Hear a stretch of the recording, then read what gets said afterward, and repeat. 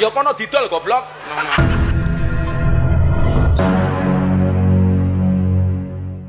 Assalamualaikum warahmatullahi wabarakatuh. Alhamdulillahi rabbil alamin. Wassalatu wassalamu ala nabiyyina Muhammad wa ala alihi wa sahbihi ajma'in. Amma ba'du. Kali ini kita akan membahas sebuah video viral yang melibatkan seorang tokoh agama yang cukup kontroversial, yaitu Gus Miftah. Dalam video tersebut, terlihat Gus Miftah menggunakan kata-kata kasar kepada seorang penjual es, yang memicu berbagai tanggapan dari masyarakat. Apakah tindakan tersebut bisa dianggap pantas? Apakah ini mencerminkan akhlak seorang pemuka agama? Mari kita bahas lebih dalam mengenai peristiwa ini, dampaknya, serta pandangan agama terkait perilaku seorang tokoh yang dianggap sebagai panutan. Pastikan kalian tonton video ini sampai selesai agar mendapat pemahaman yang utuh.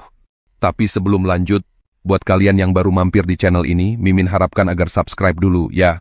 Jangan lupa klik tombol subscribe dan nyalakan lonceng notifikasi, agar kalian gak ketinggalan video terbaru dari kami. Terima kasih. Yuk, siapkan kopi kalian dan mari kita simak videonya. Dunia maya dibuat heboh oleh perilaku Gus Miftah yang mengantai goblok kepada seorang penjual es di depan khalayak. Mendapat perlakuan seperti itu, si penjual es tersebut tersenyum sinis sambil terus menatap tajam ke arah Gus Miftah. Masih, ya kono didol goblok. Astagfirullah. Terlihat Gus Miftah dan orang-orang di sekitarnya tertawa dengan renyah. Kula rong payu, wis. Bila mana ini tujuannya hanya bersanda, menurut Anda apa ini pantas memperlakukan orang seperti itu di depan umum? Jadi ana cerita tasawuf niku, ana bakul es karo bakul bakso niku jejer. Kemudian Gus Miftah melanjutkan ceramahnya tentang tasawuf. Apakah perilaku seperti ini mencerminkan akhlak seorang sufi? Donga, ya Allah Gusti muga-muga udan adem. Soalnya adem-adem biasanya mangan bakso rasane. Dan berikut adalah video selengkapnya.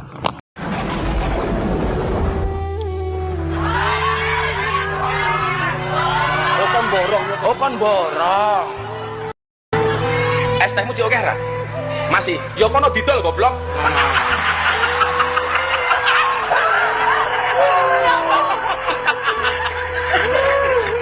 Dolen dhisik, kula rong payu wis takdir.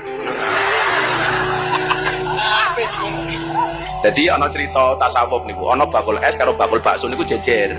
Sing bakul es niku ndonga, ya Allah muga-muga hawane panas. Soale lak panas ngombe es rasane seger. Sing bakul bakso ndonga, ya Allah Gusti muga-muga udan adem. Soale adem-adem biasanya mangan bakso rasane enak.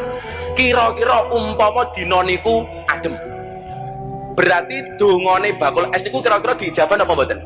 Tetep wae diijabah dalam bentuk yang lain. Ese ra payu tapi awake sehat. Mulih ndelah bojone meteng. Niku lak yo nikmat. Ini yang ketawa terbahak-bahak ini siapa ya? Mukanya nyebelin banget ya. Mukanya tuh benar-benar bikin kita jengkel. Nih coba lihat ya yang ketawa terbahak-bahak ini. Kon borong. Ini. Es tehmu cek oke ra? Masih, ya kono didol goblok. Tuh, ketawa. Seneng banget ya dengerin perkataan Gus Miftah ya.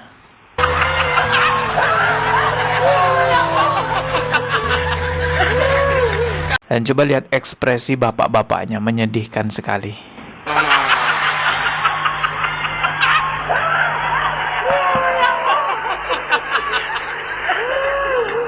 Dolen dhisik, kula Ya rong Allah. payu wis takdir. Ya ini sampai tarik nafas ya. Si bapak-bapaknya mungkin sakit hati banget tuh dengerin perkataannya si Miftah itu ya. Payu wis takdir. Jadi ana cerita tasawuf niku. Gimana menurut teman-teman? Astagfirullahaladzim. Ingat ya, doa orang yang terzolimi itu mustajab. Apalagi doanya orang miskin yang terzolimi, ya kan? Banyak di antara kaum muslimin terjerumus dalam dosa ini dan tidak menyadari kalau ini adalah dosa besar. Mari kita renungi dan mendengarkan bagaimana Allah Azza wa Jal menyebutkan larangan ini dalam firman-Nya dalam surah Al-Hujurat surah nomor 49 ayatnya ayat 11. A'udzu billahi minasyaitonir rajim. Ya ayyuhalladzina amanu la yaskhar qaumun min qaumin 'asa an yakunu khairan minhum wala nisa'un min nisa'in 'asa an yakunna khairan minhun wala talmizu anfusakum wala tanabazu bil alqab bi'sal ismul fusuq ba'dal iman wa man lam yatub fa ulaika humudz zalimun. Hai orang-orang beriman, janganlah sebagian kelompok laki-laki menghina, mencela, merendahkan kelompok yang lain. Karena bisa saja yang direndahkan, dihina dan dicela itu lebih baik daripada yang mencela atau menghina. Dan jangan pula sekelompok wanita menghina, mencela, merendahkan wanita-wanita yang lain. Karena bisa saja yang direndahkan lebih baik daripada yang merendahkan. Dan jangan pernah kalian menjelek-jelekkan diri kalian sendiri. Karena kita juga ciptaan Allah. Kita tidak punya hak sama sekali di fisik kita, di kulit kita, di rambut kita. Ini adalah ciptaan Allah subhanahu wa ta'ala. Tidak boleh menghina diri sendiri. Dan jangan pernah saling memanggil dengan julukan-julukan yang menjelek-jelekkan. Sesungguhnya semua itu kalau dilakukan adalah penggunaan nama-nama yang buruk membawa pada dosa, kefasikan setelah datangnya keimanan. Dan barang siapa yang tidak bertobat dari semua itu, maka mereka adalah orang-orang yang zalim. Seorang sahabat bernama Abu Jurayy radhiyallahu anhu, beliau pernah berkata kepada Nabi SAW setelah syahadat, berilah aku wasiat. Maka kata Nabi SAW, la tasubbanna ahad. Wasiat Nabi SAW kepada seorang mu'allaf yang baru masuk Islam, yang pertama adalah, jangan pernah kau menghina siapapun. Kata Abu Jurayy radhiyallahu anhu, setelah mendengarkan wasiat tersebut, aku tidak pernah menghina, mencela, merendahkan seorang pun, baik ia adalah seorang yang merdeka atau budak. Bahkan aku tidak pernah sama sekali menghina unta ataupun domba. Ibnu Katsir rahimahullah menjelaskan lebih dalam tentang masalah tafsir surah Al-Hujurat, surah nomor 49 ayat 10 tersebut dalam tafsir beliau, tafsir Quran Azim yang masyhur. Beliau mengatakan terjemahnya kurang lebih, Allah Ta'ala melarang dalam ayat ini melecehkan, merendahkan, menghina siapapun. Hal itu sejalan karena menghina, sejalan dengan hadis Nabi SAW. Hal itu karena menghina dan mencela sejalan dengan larangan dalam hadis Nabi SAW. Sombong itu menolak kebenaran dan merendahkan atau menghina orang lain. Dan ini jelas adalah perbuatan yang haram. As-Sa'di juga mengatakan dalam tafsir beliau, Taisir Al-Karim Ar-Rahman, yang terjemahnya kurang lebih dalam ayat, terdapat kandungan hak seorang mukmin dengan mukmin yang atau dari mukmin yang lain, yaitu jangan menghina, mencela orang lain, baik dengan kata-kata ataupun perbuatan yang mengandung makna merendahkan sesama muslim, dan perbuatan tersebut jelas hukumnya haram. Perbuatan ini menunjukkan bahwa orang-orang yang menghina, mencela dan merendahkan itu merasa kagum dengan dirinya sendiri sehingga dia masuk dalam ancaman dosa lain, yaitu sombong. At-Tabari juga menyebutkan dalam tafsir beliau Jami' al-Bayan, Allah menyebutkan secara umum larangan untuk mencela, menghina, merendahkan orang lain, dan itu mencakup seluruh bentuk celaan. Tidak boleh seorang mukmin mencela mukmin yang lain karena kemiskinannya, bahkan tentang dosa yang dia lakukan ataupun yang lainnya. Pernah ada beberapa sahabat menertawakan Abdullah bin Mas'ud radhiyallahu anhu. Abdullah bin Mas'ud orang yang sangat kurus badannya. Beliau naik di atas sebuah pohon kurma, kemudian tertiuplah angin yang kencang sehingga membuat betis beliau tersingkap. Dan ada beberapa sahabat tiba-tiba menertawakan itu, spontan. Maka Nabi SAW bersabda kepada mereka, apa yang membuat kalian tertawa? Kata mereka, kecil betisnya ya Rasulullah. Maka apa jawaban Nabi SAW? Wajah beliau memerah dan mengucapkan sabda beliau ini. Beliau mengatakan, walladhi nafsi biyadih, lahuma athkalu fil mizani min Uhud. Hadis sahih riwayat Ahmad. Artinya beliau mengatakan, demi zat yang jiwaku dalam genggaman, maksudnya demi Allah, sesungguhnya kedua betisnya beliau masuk itu lebih berat di timbangan hari kiamat nanti daripada gunung Uhud. Bahkan istri Nabi SAW sendiri pernah ditegur oleh beliau, Aisyah radhiyallahu anha, dalam sebuah riwayat yang sahih riwayat Abu Dawud, Tirmidzi dan Imam Ahmad. Pernah Aisyah mengatakan kepada Nabi SAW, hasbuka min safiyati kada wa kada. Cukuplah ya Rasulullah engkau selalu membela Sofia, salah satu istri Nabi yang lain. Karena ini dan itu. Wa qala ba'dur ruwat ta'ni qasirah.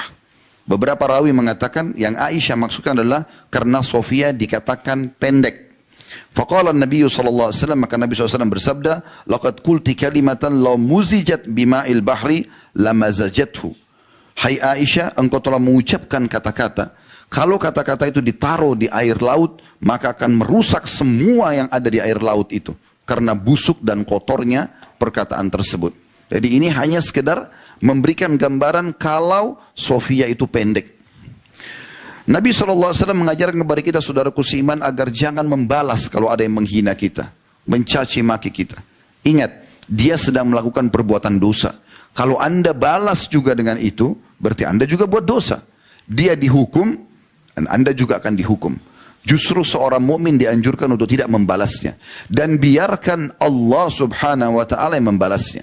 Dengarkan peringatan Nabi SAW dalam hadis riwayat Abu Daud dan Tirmidzi. Kata beliau, wa in imru'un syatamaka wa ayyaraka bima ya'lam fika, fala tu'ayyirhu bima ta'lam fihi, fa innama wabala dzalika alaihi. Kalau seandainya ada seseorang sengaja menghinamu, mencacimu, merendahkanmu, dan juga mencari-cari kesalahanmu yang dia tahu ada pada dirimu, maka jangan kau balas perbuatan tersebut dengan sesuatu yang kau tahu dari dirinya, karena sungguhnya akibat perbuatannya akan kembali kepada dia. Orang mukmin harus menjadi orang yang luar biasa. Kalau seandainya ada orang menggibah kita, menghina, mencaci maki, lalu kita balas dengan hal yang sama, itu biasa. Semua orang bisa lakukan. Tapi Islam mengajarkan kita menjadi orang luar biasa. Justru kita tidak balas keburukan dengan keburukan. Tidak balas dosa dengan dosa. Karena jelas sekali kaidahnya, kalau dia berbuat dosa dia akan dihukum oleh Allah. Kalau kita balas, kita pun akan mendapatkan hal yang sama. Ibnu Qayyim rahimahullah menyebutkan tentang masalah ini dalam kitab Madarikus Salikin. Di jilid 1 halaman 176 beliau mengatakan, wa kullu ma'siyatin uyyirat biha akhaka fahiya ilaika yahtamil an yurida bihi annaha sabira ilaika wala budda an ta'malaha. Semua maksiat yang dikerjakan oleh seseorang saudaramu yang sengaja kamu jelek-jelekkan, maka pasti akan kembali kepadamu. Maksudnya engkau akan bisa melakukan dosa tersebut. Kalau ada orang berbuat zina, riba, berbohong, dosa apa saja, tugas kita dalam Islam kembali kepada dasarnya, nasihati dan tutupi.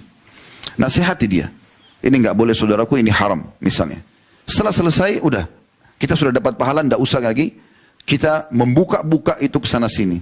Kecuali dalam satu keadaan, kata para ulama, memang perbuatan dia mengandung kriminal yang berbahaya bagi orang lain. Contoh, dia mau mencuri misalnya. Kita udah nasihatin tapi dia tidak mau dengar. Tetap aja dia ingin melakukan, maka kita boleh melaporkan. Itu pun batasannya kepada orang-orang yang akan menjadi korban atau orang yang bisa memberhentikan kemungkarannya. Selain daripada ini tidak dibolehkan. Demikian pula dalam kitab Al-Urfus Syadhi, Syarah Sunan Tirmidzi, beliau mengatakan ta'yir atau sengaja menghina, mencari-cari kesalahan, berbeda dengan mengingkari kemungkaran. Karena menghina dan menjelekkan mengandung kesombongan atau meremehkan orang lain dan merasa diri lebih bersih atau telah bersih dari dosa. Mari kita renungi bersama-sama beberapa hadis Nabi SAW yang melarang semua ini, melengkapi bahasan kita. Saya hanya menyebutkan hadis dan terjemahannya, mungkin sedikit ada tambahan penjelasan kalau dibutuhkan. Karena hadis ini sudah sangat jelas. Kita hanya ingin memperkaya, ternyata banyak sekali informasi dari Nabi SAW yang melarang untuk mencela dengan alasan apapun.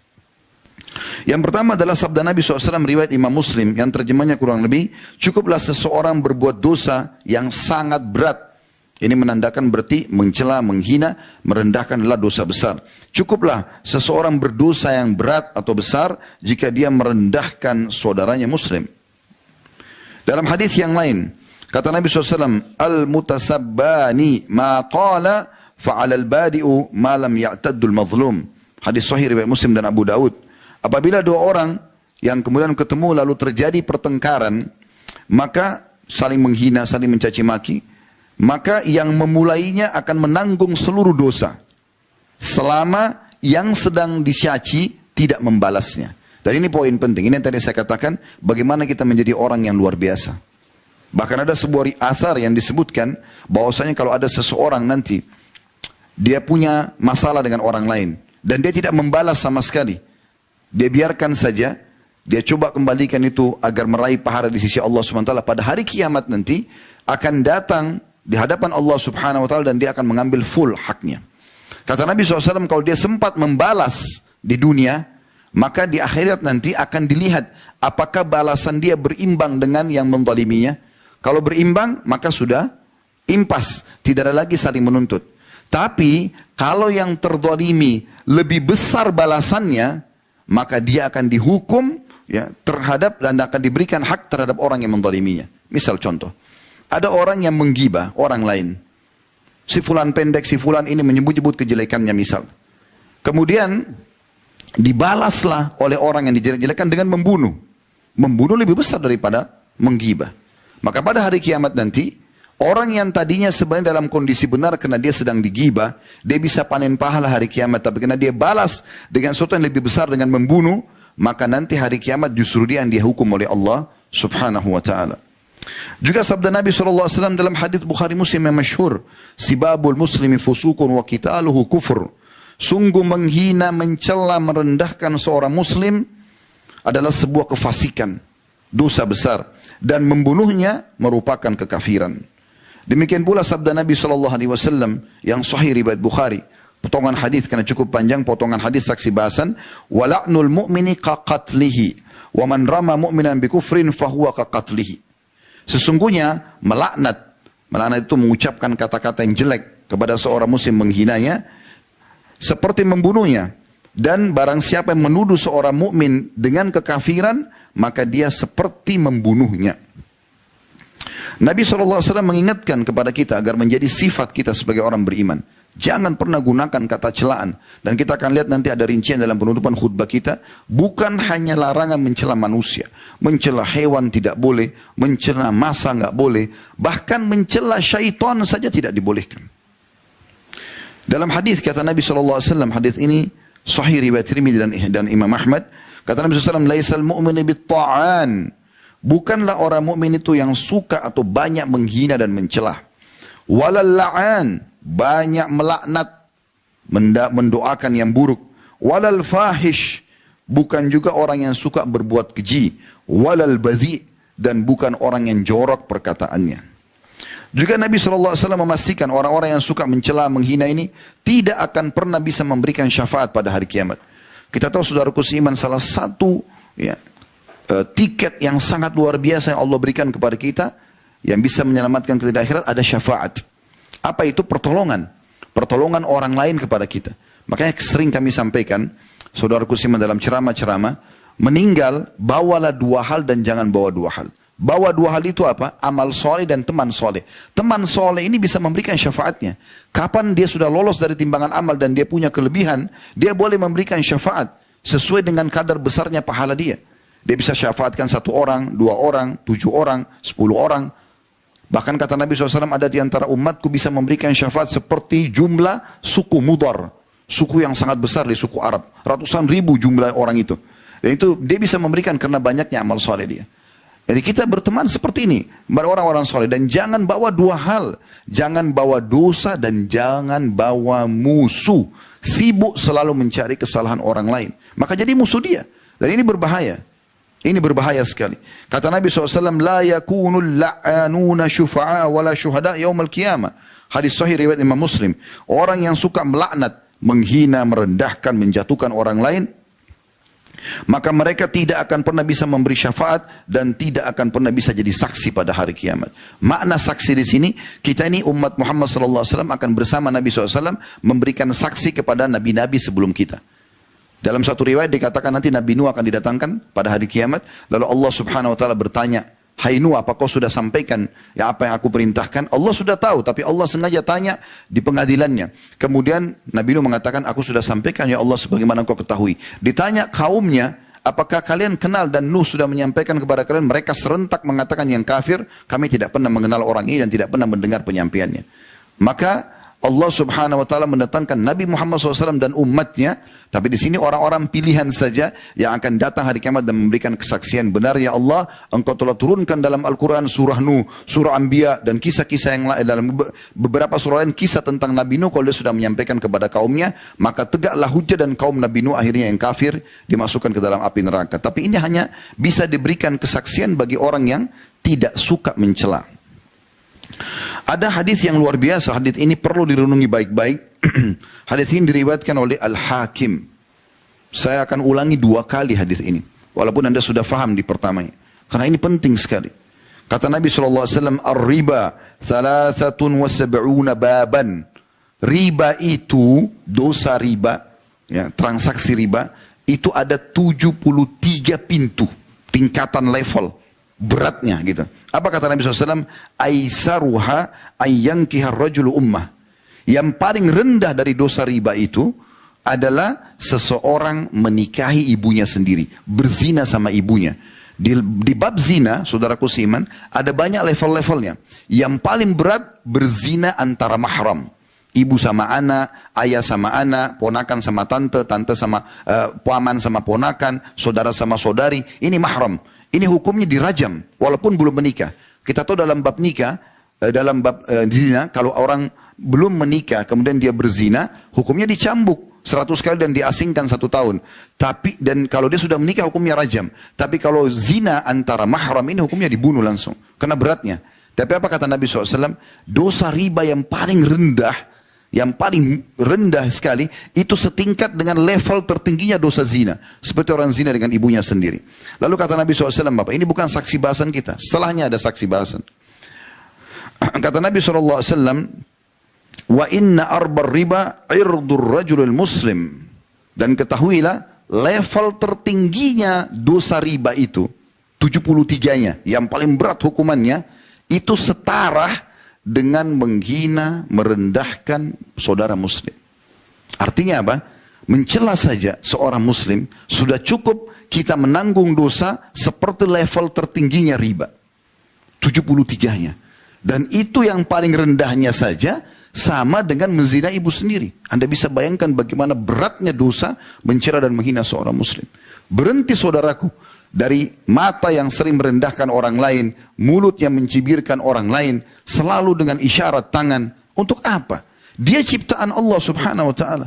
Kalau Anda menghina dia, berarti menghina penciptanya. Allah subhanahu wa ta'ala yang membuat kulitnya gelap, rambutnya keriting, badannya pendek, dan seterusnya. Kenapa harus menghina? Kalau Allah berikan kepada kita satu kelebihan, syukuri dan nikmati. Tapi bukan tugas kita menghina. Ada kekurangan pada diri orang lain, sekali lagi, nasihatin, berikan masukan, dan tutupi itu. Ini penting sekali untuk digarisbawahi. Saya ulangi hadis ini. Kata Nabi SAW, riba itu 73 pintu atau level. Yang paling rendahnya, seperti orang berzina dengan ibunya sendiri. Yang paling tingginya, setara dengan dosa seseorang merendahkan muslim yang lain. Larangan-larangan ini berlaku bukan hanya kepada manusia tadi saya katakan, tapi berlaku juga bahkan sampai pada hewan. Terjadi dalam sebuah riwayat Imam Muslim, bahwasanya saya langsung terjemahkan karena cukup panjang. Ada seorang wanita, diriwayatkan oleh Abu Barza Al-Aslami radhiyallahu anhu, beliau mengatakan, ketika seorang budak wanita berada di atas seekor unta tunggangan, lagi jalan bersama Nabi SAW, dan di atas unta itu terdapat ada barang orang-orang, titipan orang-orang. Dan ketika unta itu melihat Nabi SAW dan mereka lagi jalan, terhimpit, mengecil jalan itu dengan ada gunung di depan mereka. Maka tiba-tiba wanita ini ingin jalan lebih cepat. Dan dia mengatakan pada untanya, cepatlah hai unta, semoga Allah melaknatmu. Dia membahasakan itu. Celakalah kamu. Gitu. Maka Nabi SAW langsung spontan mengatakan, ketahuilah unta yang telah dilaknat tidak boleh mendampingi kami. Demikian pula teman-teman sekalian tentang ayam jantan. Dalam hadis riwayat Abu Daud, kata Nabi SAW, "Data subuddika fa inna yuqitu lis-shalah." Jangan pernah menghina ayam jantan karena dia membangunkan untuk sholat. Ada larangan untuk mencela masa, waktu. Kok cepat sekali sih malamnya? Kok begini siangnya? Mencela. Untuk apa? Lalui saja. Kenapa harus menjadi orang yang suka mencela? Kata Nabi SAW dalam hadis riwayat Muslim, Allah berfirman, la tasubbud dahar. Nabi SAW bersabda, bukan Allah berfirman, Nabi SAW bersabda, la tasubbud dahar fa inna Allah huwad dahar. Jangan pernah mencela masa atau waktu, karena Allah pencipta masa dan waktu itu. Demikian juga dilarangan untuk mencela angin, walaupun kencang, walaupun kita tidak suka. Kata Nabi SAW dalam hadis, la tasubbur riha, fa idza ra'aitum minha ma takrahun, faqulu Allahumma inna nas'aluka min khairi hadhihi ar-rih wa min khairi ma fiha wa khairi ma ursilat bihi.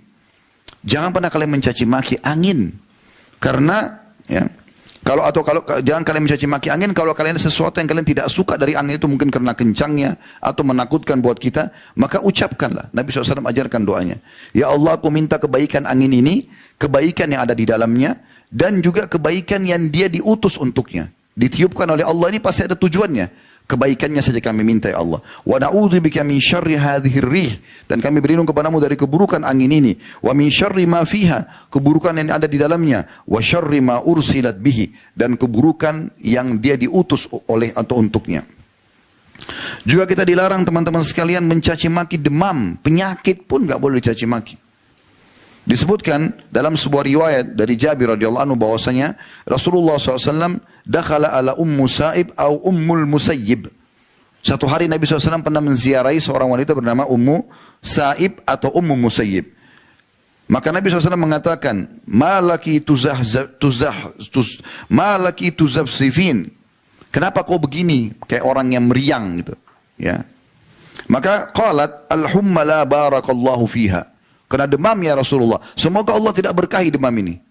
Bahasanya bayangkan ya, semoga Allah tidak berkahi. Dia berdoa sebenarnya, tapi karena mengandung unsur menjelekkan, maka Nabi SAW mengatakan, faqala sallallahu alaihi wasallam, la tasubbil humma. Jangan pernah kau caci maki penyakit demam ini, fa innaha tudhibu khataya bani Adam kama yudhibul kiru khabatal hadid.